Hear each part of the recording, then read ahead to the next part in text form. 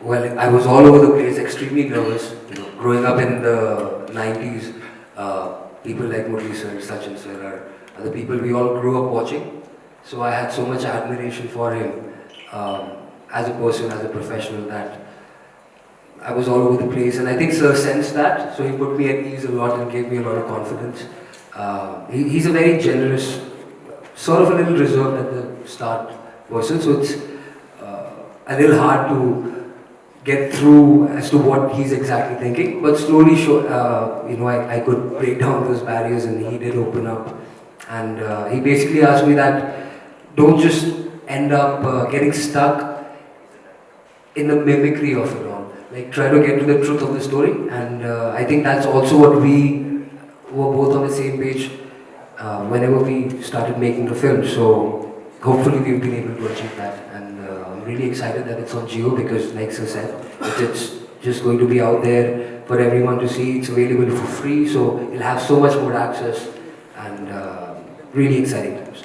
Well, there are some obvious preps that you have to do when you're doing a biopic, right? Like, you have to get the look right, and in terms of sports biopic, you have to do the action in terms of Sir's bowling action is so unconventional and unorthodox that and super iconic, right? Anyone who's seen cricket in the last 15 to 20 years knows exactly what Murli sir looks like when he bowls. So that was a tough task, and I worked with the bowling coach for around 2 months before the film started. Practiced like 2 to 3 hours every day, and try to get as close to that benchmark as possible. And then along with that, I also watched a lot of Sir's videos that were available online.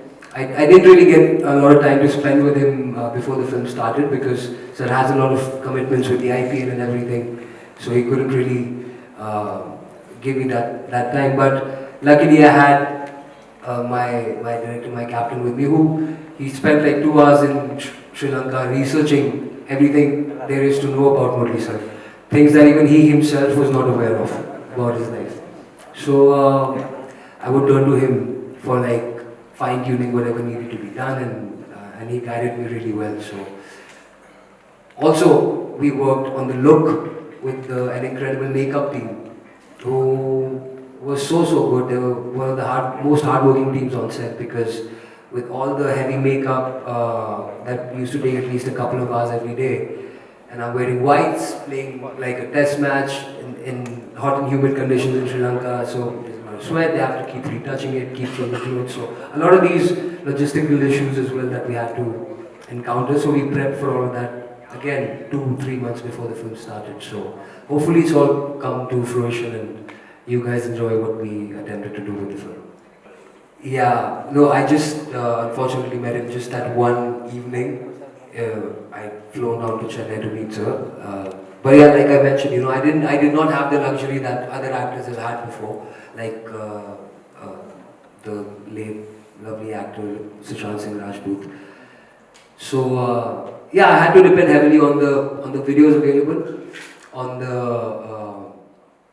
the script as well, because there was a lot of detail in there about how sir is. But then also just conversations I would have with Captain, it really sort of would help me understand and get to the truth of it all, because like I mentioned earlier, we wanted to go beyond just the mimicry of it.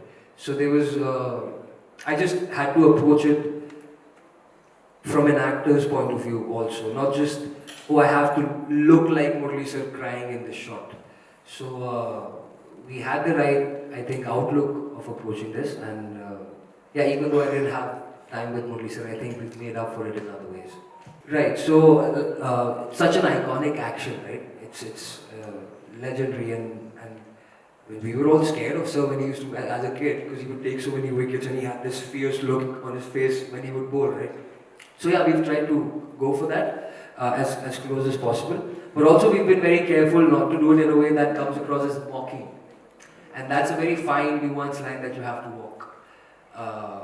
Because it's so easy to make a caricature out of something like this, and so this is hopefully a very realistic sort of approach to it, instead of being gimmicky with everything.